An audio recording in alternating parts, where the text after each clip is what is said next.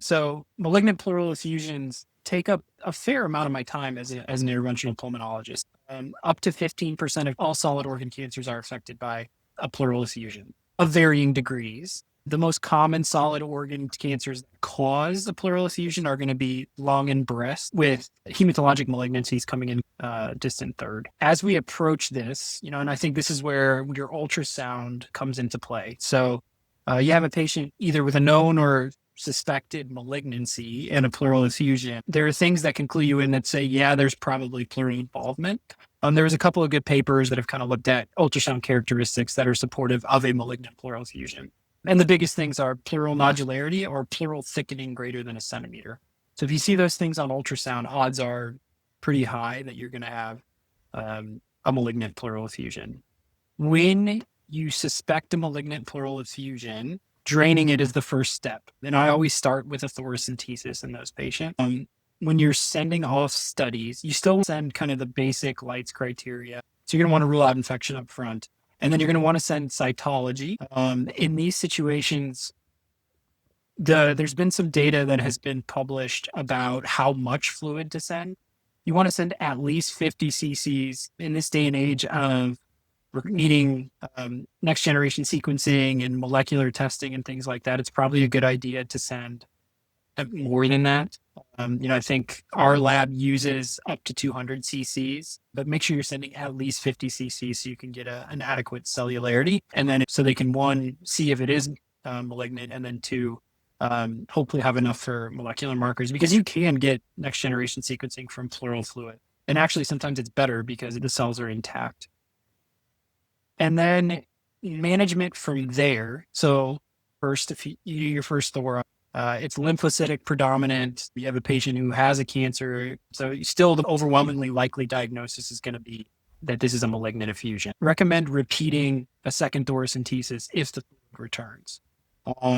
When you do that second thoracentesis, make sure you talk to your patient and ask them from a symptomatic standpoint if they felt better.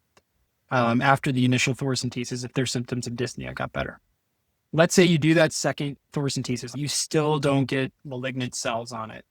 Well, then it becomes a question of where do we go from here? I think in a patient who you've diagnosed maybe a non-small cell lung cancer on already, and you have enough tissue and molecular markers, you can probably be pretty content with the fact that it probably is a malignant pleural effusion, not expose the patient to a more invasive procedure. But let's say you don't have a diagnosis yet, and you still need it. At that point, it becomes probably a good idea to do some form of pleural biopsy. It depends on what your center is good at. If you have a good and active medical thoracoscopy program with your interventional pulmonologist, that's probably the next step. It's a single port. You go in, you drain the fluid, you take some biopsies, and then you can either come out or leave a tunneled pleural catheter in. If you do not have an active medical thoracoscopy team, then potentially you're moving to VATS at that point and getting your thoracic surgeons involved. It kind of just depends on what your institution is good at. And then let's say you're at a very resource limited place. You don't have either capability. Then sometimes if you have a CT scan and you see pleural nodularity, then getting your interventional radiologist to come in and try to biopsy one of those pleural nodules, or even just do a percutaneous ultrasound biopsy by whoever does those at your institution would be kind of the next steps. So then you get your diagnosis. You can kind of go down a few different ways. At this point, this is where I become, not that I haven't been before, but this is where I become very patient-centered and kind of rely on them to help me guide their therapy. So the couple of things that you want to take into account. So after you do your first or second or third drainage, you want to see if the lung comes back up or fully re-expands. If the lung fully re-expands, your options for management increase pretty significantly. So when you have apposition, you can either do serial thoracenteses, you bring them into your office or into your procedure suite as often as they need for a thoracentesis. The benefit of that is there's no more definitive procedure. It's an easy outpatient thing to do. The con, obviously, is that the patient has to come in, get a procedure, when they need it. Let's say that the patient is recurring pretty readily, they need a thora every 3 to 5 to 7 days.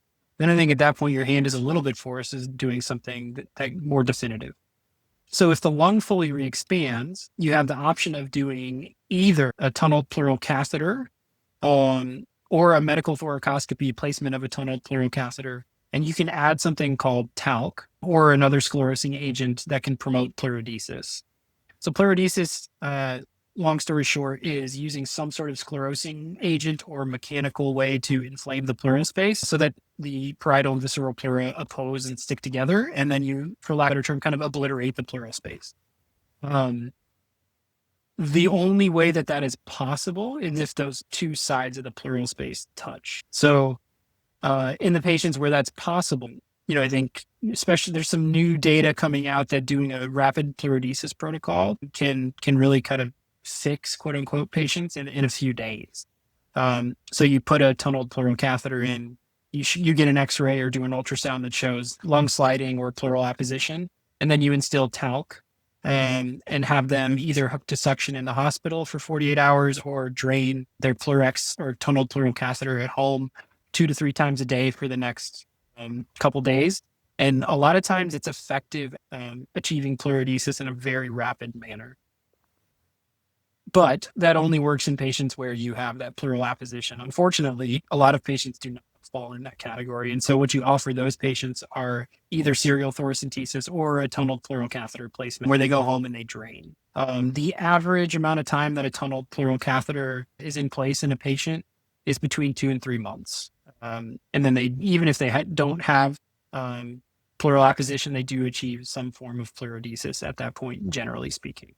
That was all really helpful. I did my solid onc rotation and we had so many people coming in with malignant pleural effusions. And it was interesting because some didn't want to come back to the hospital. They're like, please, I want the pleurodesis. And then some people were like, I can't imagine having these drains inside of me and I would rather just come back multiple times. So I guess I'm asking, like, what has your experience been and how do you counsel patients on this topic? Yeah, very wanting the other, right? So I think the way that I counsel patients is I tend to be fairly conservative. I think we do a thoracentesis, we get a diagnosis of malignant effusion. I tell patients almost universally that we should wait, see what happens, and then determine based on the rapidity with which the fluid comes back. If the fluid comes back quickly within a week, then at that point, I'm talking to them about the various management options, whether it's continuing serial thoracentesis or moving to something more invasive like a tunneled pleural catheter, or even a medical thoracoscopy, talc pleurodesis, and a tunneled pleural catheter placement with the rapid pleurodesis protocol we just touched on. This is a very important thing to discuss with your patient because all of these strategies have downsides. Serial thoracentesis, you're seeing me once a week or once every 2 weeks. Tunneled pleural catheter placement is ideal in the sense that it keeps you out of the hospital, and it's as simple as putting in a chest tube, essentially. But about a 4 to 10% infection risk for the lifetime of the catheter. And most of the time, it's just colonization, and you can treat through it and keep the catheter in. But sometimes it does lead to full-blown pleural sepsis, or it clogs the catheter up, so you have to remove it and potentially put a new catheter in and expose you to antibiotics. And then the other big thing I always tell patients is, like, you can't jump in a body of water or take a bath, and you can't lay on that side, generally speaking. You really have to, provide as much informed consent as possible. And then medical thoracoscopy with talc plus or minus pleurodesis with a sclerosing agent like talc is a more invasive procedure, but I tend to reserve those for patients who maybe don't have a diagnosis yet and need more tissue.